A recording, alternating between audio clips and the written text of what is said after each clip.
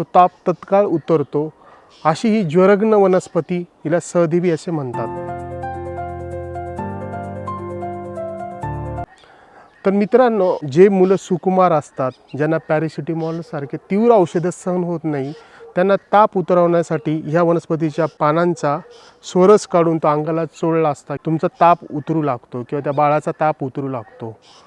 विशेषतः या वनस्पतीचं जर वर्गीकरण केलं तर याच्या निळ्या फुलांच्या आणि पांढऱ्या फुलांच्या अशा दोन जाती असतात। बघा, ही बहुवर्षाव अशी शूप आहे। याचे पानं तुळशीच्या पानाप्रमाणे आहेत। महिला वर्गाला प्रदर म्हणजे श्वेत प्रदर किंवा रक्तप्रदराचा त्रास होत असेल, त्या लोकांना या मुळीचा काढा जर तांदळाच्या धुवणाबरोबर दिला, त्यांना प्रदराचा जो त्रास आहे, जे अंगावरून जाण्याचा त्रास आहे, तो कमी होतो।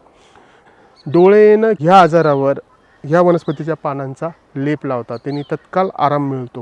वेदना स्थापनेमध्ये किंवा पेन मॅनेजमेंटमध्ये वनस्पतीच्या पानांचा लेप रक्तचंदनाबरोबर केला असता तिथल्या वेदना किंवा शोथ तत्काळ थांबू लागतो। मित्रांनो, ही अतिशय गुणकारी वनस्पती आहे। मी सांगितलेल्या उपयोगाव्यतिरिक्त तुम्हाला पण काही लोकल यूज तुम्ही करत असाल तर कमेंटमध्ये आम्हाला निश्चित कळवा आणि मर्मवेदा कायरोप्रॅक्टिक चॅनल आपल्या चॅनलला फॉलो करा मित्रांनो।